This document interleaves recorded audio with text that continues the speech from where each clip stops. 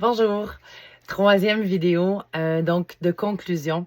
Vous comprenez que j'ai pas eu le choix de la diviser en trois parce que ça faisait déjà pas mal de matière pour une seule vidéo. Oui, on a Hermine ici qui est venue dire bonjour. Bonjour Hermine. Donc, je veux conclure en parlant des objectifs encore parce que c'est ça le nerf de la guerre, en fait. Savoir ce qu'on est en train de développer, puis dans quel ordre le faire, va orienter toute votre prise en charge thérapeutique. Je m'excuse, il y a Hermine qui est perturbante un petit peu. Donc, je vais vous énumérer des objectifs donc pédagogiques à travailler. Je le répète, déficience intellectuelle sévère, polyhandicap, moyenne à sévère, puis polyhandicap. Là, ici, c'est pour les 6 à 12 ans. Donc, les 3 vidéos que je vous ai faites, c'est pour les 6 à 12 ans. Vous avez compris, ça s'applique évidemment à beaucoup plus large que ça. Ça peut être et avant et après. OK? Mais ce qui avait été construit, donc, c'était pour les 6 à 12 ans. Et là, vous me permettrez de suivre avec ma liste parce qu'il y en a pas mal. Donc, on l'a dit la dernière fois, dans le domaine psychomoteur, on veut contrôler la motricité oculaire. On veut contrôler la motricité buccale. On veut contrôler la mobilité de la nuque et de la tête. On veut bouger les bras sur incitation, bouger les mains sur incitation, se retourner, s'asseoir, se tenir assis, marcher à quatre pattes, ramper, s'agenouiller, se tenir debout, se pencher, se redresser, se balancer, rouler, ramper, se déplacer à quatre pattes, à genoux, marcher, courir, monter, descendre, grimper, glisser, pédaler. Toujours, évidemment, selon le handicap et l'atteinte. Toujours dans le psychomoteur. Là, on passe à pousser, taper, prendre, lâcher, tenir, secouer, colorier, presser, lancer, attraper, tirer, mélanger, tourner, ouvrir, fermer, frotter, emboîter. On l'a vu ça dans la dernière vidéo, tout ce qui était psychomoteur. Et donc, je le répète, les termes comme pousser, taper, secouer, attraper, tirer, ce n'est pas des termes péjoratifs, OK? C'est des habiletés qui doivent développer. Domaine de la communication. Donc, dans les objectifs intermédiaires, être attentif à autrui, au pairs autour, comprendre les gestes des autres, comprendre les mimiques, exécuter des consignes verbales.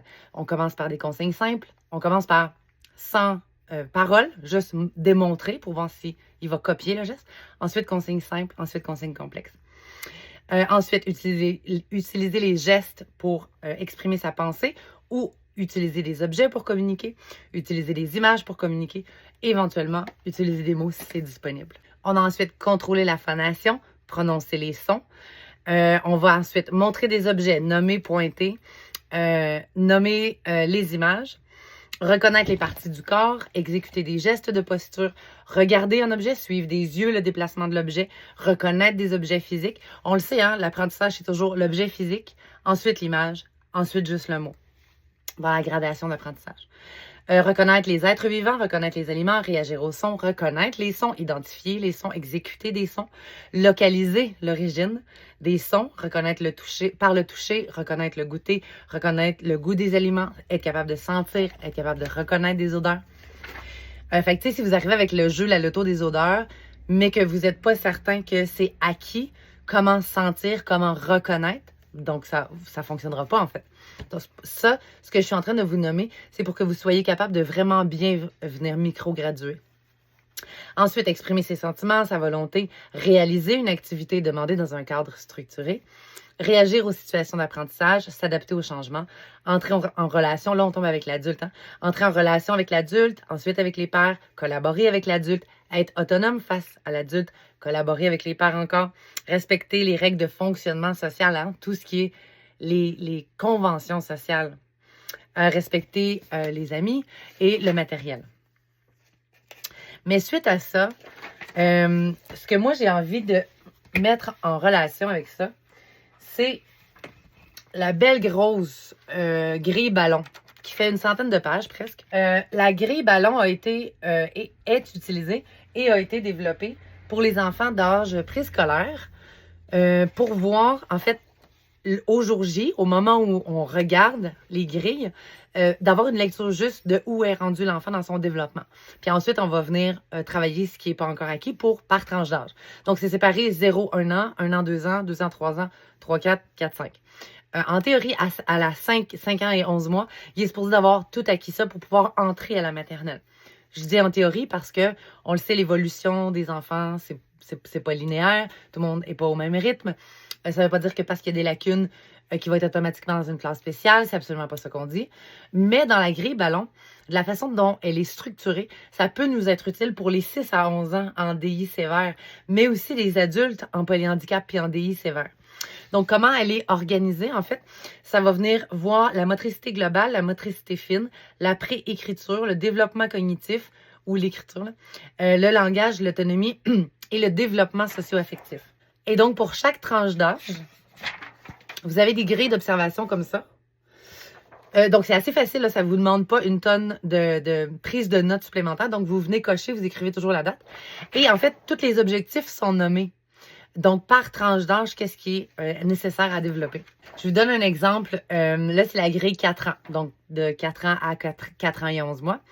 Dans autonomie, par exemple, se servir des aliments lui-même, mettre ses souliers dans le bon pied, reconnaître l'endroit de l'envers pour les vêtements, s'habiller complètement avec de l'aide, brosser ses dents sans aide, manger en tenant une fourchette, laver et essuyer son visage, attacher une fermeture éclair, accomplir une responsabilité journalière. Donc, aujourd'hui, c'est à toi de ranger, whatever.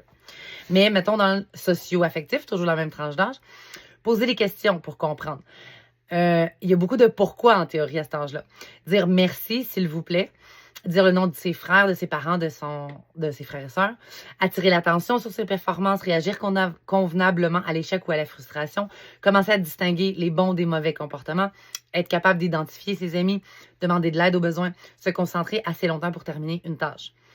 Et là, ça, c'est relatif. Mais vous voyez déjà que il y a plusieurs de nos cocos de 11 ans en DI sévère qui ne seraient pas capables de faire ça. Mais mon point, c'est pas tant de voir est-ce qu'il est capable de remplir l'équivalent de quelqu'un de 4 ans. C'est absolument pas ça. Puis ça, c'est pas recommandé de réfléchir comme ça. C'est pas comme ça que ça fonctionne. C'est vraiment de venir voir dans la grille ballon comment se détaillent et se nomment les objectifs et les compétences à développer, puis de venir mettre ça dans nos interventions, dans notre prise en charge thérapeutique pour rester dans le quantifiable, quantitatif, mesurable. Donc, avec ces 3 vidéos-là, la grille ballon, je pense qu'on est vraiment super bien équipé. Ensuite, je vous réfère bien sûr à mes tableaux Pinterest, si vous n'êtes pas au courant, au bout du museau sur Pinterest. Il y a vraiment plusieurs activités que j'ai sauvegardées dans les tableaux où ça s'adresse spécifiquement à déficience intellectuelle moyenne à sévère et polyhandicap. Et où, parce que ça ne vient pas toujours avec. Donc, allez vous inspirer de ça. Évidemment, vous ne trouverez pas des exemples directs en zoothérapie, mais vous êtes capable maintenant de prendre un exemple de jeu régulier et de venir l'adapter à la zoothérapie pour venir travailler ces compétences-là. Je vous propose, si vous ne l'avez pas, la grille ballon, ça va me faire plaisir. Écrivez-moi, je vais vous l'envoyer. J'ai le PDF complet. C'est vraiment, vraiment un super outil. Il existe aussi sur le site du CHU Sainte-Justine, un hôpital, une grille, même chose que la grille ballon, mais pour les 6 à 11 ans.